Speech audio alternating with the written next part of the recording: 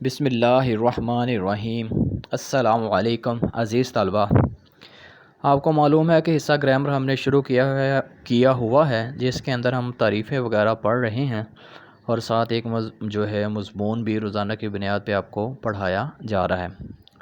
آج بھی ہمارا اسی سلسلے کی ایک کڑی ہے، اسم ضمیر کی قسمیں۔ اسم ضمیر کی جو قسمیں بتائی گئی یہاں تین ہیں: ضمیر فاعلی، ضمیر مفعولی اور ضمیر اضافی۔ ضمیر فاعلی وہ ضمیر ہے جو کسی فعل کا فاعل بن رہی ہو، وہ یہ ہیں۔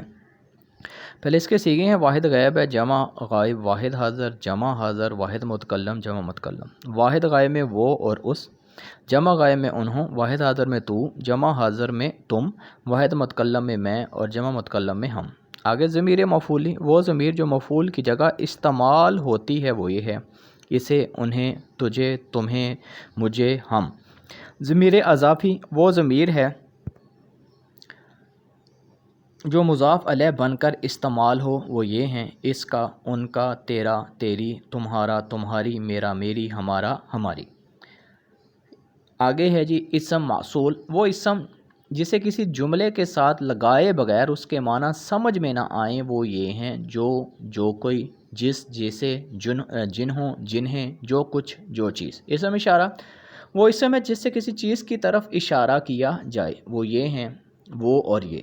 وہ دور کی چیز کے لیے اور یہ نزدیک کی چیز کے لیے استعمال کیا جاتا ہے۔ جس چیز کی طرف اشارہ کیا جائے اسے مشار الیہ کہتے ہیں، جیسے وہ لڑکا، یہ کتاب۔ یہاں وہ اور یہ اسم اشارہ ہیں، لڑکا اور کتاب مشار الیہ ہیں۔ آگے اسم نکرہ کی طرح بھی آپ کو نظر آ رہی ہے، پہلے بھی آپ کو بتائی جا چکی ہے، دوبارہ پھر سن لیں۔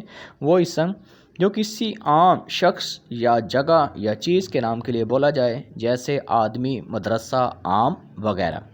اب ہم آتے ہیں متعلقہ اپنے مضمون کی طرف، اور وہ ہے عیدین۔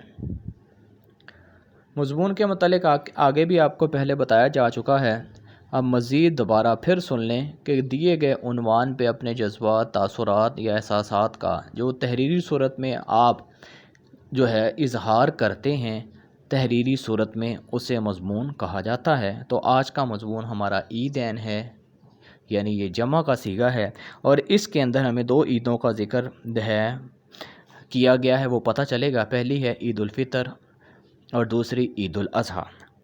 مسلمان ہر سال میں وہ کہتا ہے کہ دو عیدیں مناتے ہیں، ایک عید الفطر ہوتی ہے جو رمضان کے روزے ختم ہونے کی خوشی میں یکم شوال کو منائی جاتی ہے، اور اسے چھوٹی عید بھی کہا جاتا ہے۔ یہ رمضان کے جو روزے ہیں بخیر و خوبی گزرنے کے بعد مسلمانوں کے لیے ایک خوشی کا ایک دن ہوتا ہے، جس کے اندر وہ خوشی مناتے ہیں۔ جیسے ہی رمضان المبارک کے 29 روزے ہوتے ہیں تو چھتوں کے اوپر لوگوں کا ہجوم ہو جاتا ہے کہ وہ چاند دیکھتے ہیں۔ جیسے ہی چاند نظر آتا ہے تو ہر طرف پھر خوشی اور ہوتی ہے، اور بازاروں میں گہما گہمی ہو جاتی ہے۔ بڑے بزرگ اپنی متعلقہ چیزیں خریدنے کے لیے بازاروں کا رخ کرتے ہیں۔ پھر کھانے پینے کے لیے چیزوں کا اہتمام کیا جاتا ہے، نماز پڑھی جاتی ہے، اور لوگ ایک دوسرے سے بغل گیر ہوتے ہیں اور ایک دوسرے سے ملنے ملانے کا سلسلہ شروع ہو جاتا ہے۔ دوسری عید قربان ہے، اسے عید الاضحیٰ بھی کہتے ہیں۔ اضحیٰ تو وقت چاش کو کہتے ہیں، چونکہ اس عید کی نماز چاش کے وقت پڑھی جاتی ہے، اور اس کا نام عید الاضحیٰ ہے، اور اسے عید البقر بھی کہا جاتا ہے۔ عربی زبان میں گائے کو کہتے ہیں بقر۔ زمانہ جاہلیت میں لوگ گائے کی پوجا کرتے تھے اور اسے مقدس جانتے تھے، جیسے آج بھی ہے۔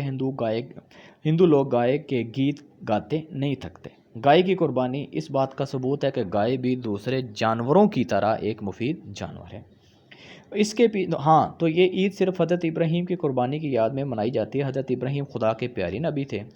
ایک رات ان کو خواب میں حکم ہوا کہ قربانی کا حکم ہوا، تو انہوں نے صبح اٹھ کے 100 اونٹ قربان کر دیے۔ پھر دوسری رات حکم ہوا تو انہوں نے پھر 100 اونٹ قربان کر دیے، اور پھر جب تیسری رات حکم ہوا کہ اپنے سب سے پیاری چیز، تو یہ اشارہ حضرت اسماعیل علیہ السلام کی طرف تھا، جو ان کے اکلوتے بیٹے تھے، تو وہ اللہ کے حکم کے مطابق اپنے بیٹے کو اللہ کی راہ پر قربان کرنے کے لیے چل پڑتے ہیں۔ جب وہ ذبح کرنے لگتے ہیں تو اللہ تعالیٰ وہ حکم دیتا ہے فرشتے کو وہ جنت سے مینڈا لے جائے، وہ لے کے جاتے ہیں۔ وہ حضرت اسماعیل کی بجائے مینڈے کو ذبح ہوتا ہے، اور اللہ تعالیٰ ان کی قربانی کو قبول کر دیتا ہے۔ اور اس یاد میں یہ جو عید منائی جاتی ہے اور یہ ذی الحج کی 10 تاریخ کو منائی جاتی ہے۔ جب ہم اور اس میں مختلف جانور جو ہیں ان کی قربانی کی جاتی ہے، اور اس قربانی کے گوشت کے جو ہے نا 3 حصے کیے جاتے ہیں۔ ایک حصہ گھر والوں کے لیے ہوتا ہے، ایک حصہ رشتہ داروں اور دوستوں کے لیے، اور تیسرا حصہ عام غریبوں حاجت مندوں میں تقسیم ہوتا ہے تاکہ وہ بھی عید کی خوشیوں میں شریک ہو سکیں۔